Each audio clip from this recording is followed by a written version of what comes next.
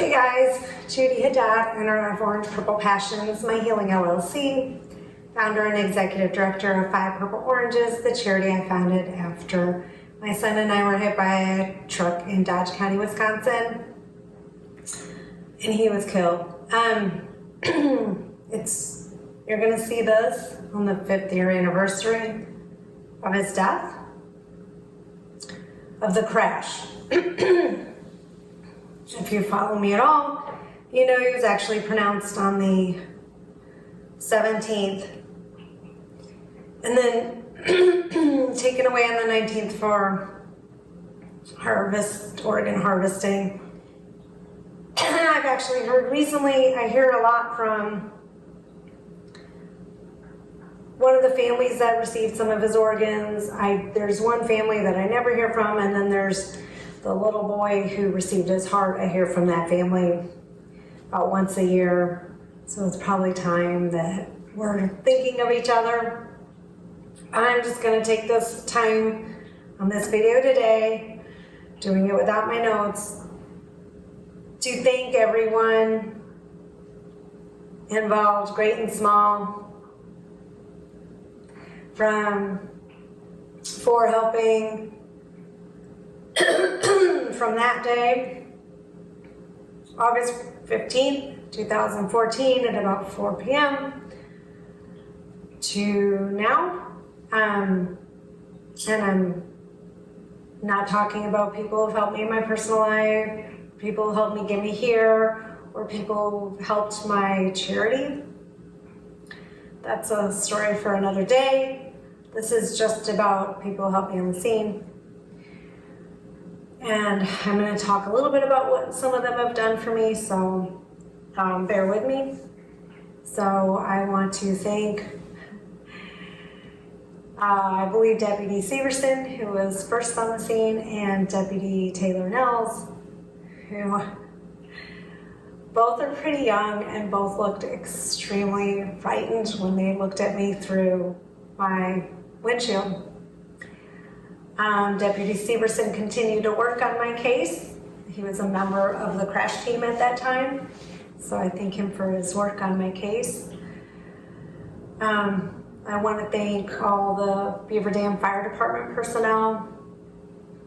I have forgotten most of their names,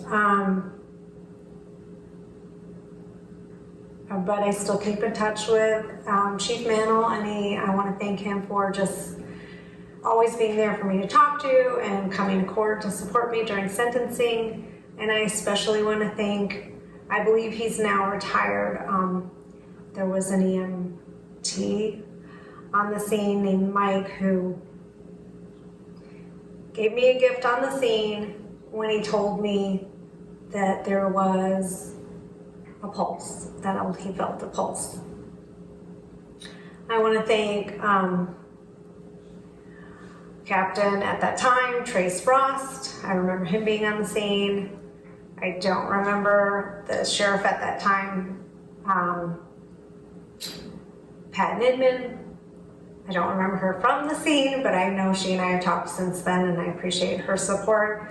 At that time, I only saw it a couple years later. She posted something very kind about me and my family on, I believe it was the sheriff's office Facebook page, maybe her Facebook page, and you know, I appreciated that.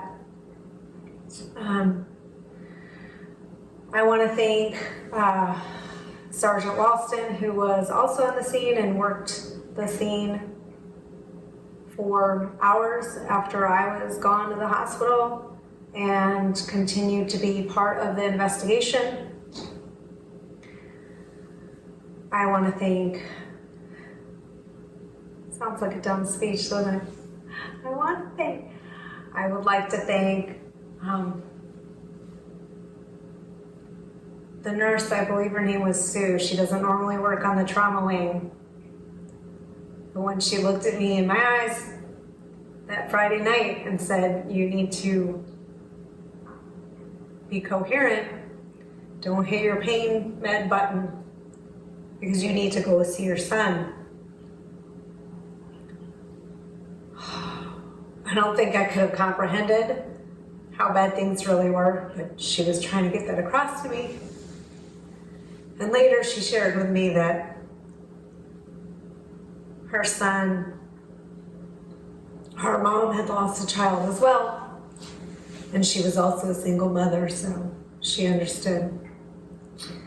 I want to thank all the awesome nursing staff I had. I went to visit them afterwards, and I think they were surprised to see me up and walking. I want to thank the amazing physical therapy and occupational therapy team at University of Wisconsin Hospital in Madison. I want to thank the amazing nurses, Connie and Jen, that took care of my boy in the PICU and washed his hair and let me sleep with him and did everything they could to make that time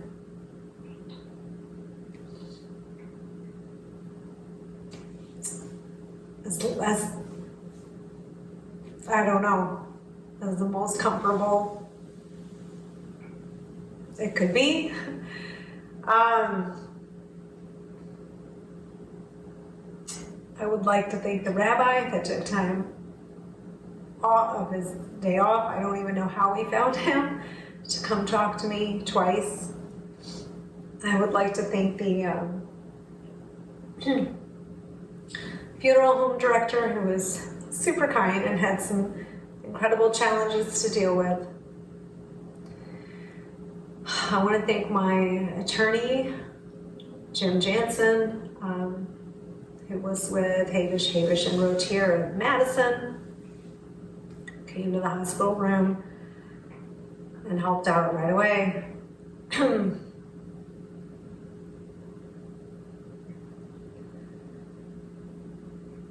I want to thank Officer Ron Tomlin, who helped on my case. Deputy Joe Nicholas, I believe, helped on my case. Detective Andy Ross helped on my case. Special shout out to Detective Ted Sullivan, who worked on my case and helped push it to be charged. I want to go back and thank again Sergeant Walston for returning as much as he could of my stuff to my attorney and my mom and myself included, especially when I begged him to go back to the car because Ilan had left his backpack in the back seat, and inside was something very special to me. And the back seat of the car was pushed all the way to the front seat. So it was on the floor of the back seat, and so it didn't exist anymore, and he was able to find it without destroying evidence and retrieve it for me. And there was obviously, as I've said a million times, many, many, many items in the car that could not be retrieved because it would have been destroying evidence.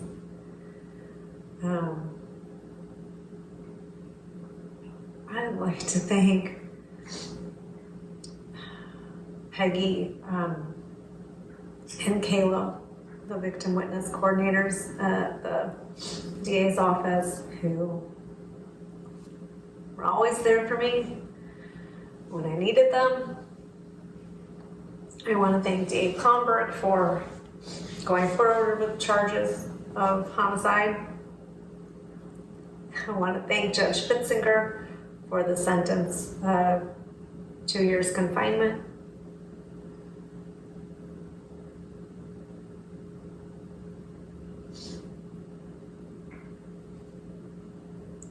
You don't know what this kind of situation is going to be like for you until you're plunged into it. And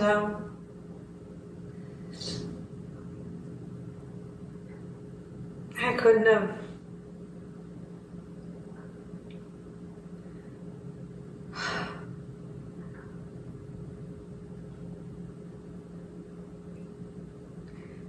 gone 6 million different ways. So I want to say again, I want to thank Deputy Severson, who's now with Jefferson Sheriff's Department, Detective Ted Sullivan of Dodge County Sheriff's Department, and Sergeant Dennis Walston of the Dodge County Sheriff's Department, and Chief Mantle and his crew for doing their best at the scene and continuing to support me and my family, and by doing their jobs afterwards and not forgetting us and finding us answers and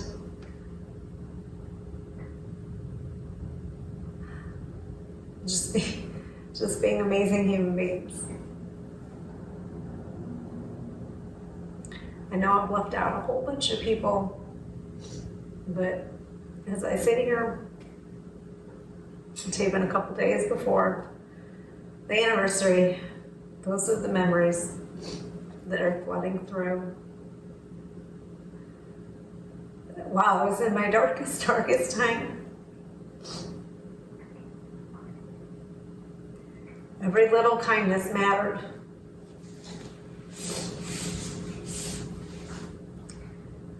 And you don't know what that means to somebody.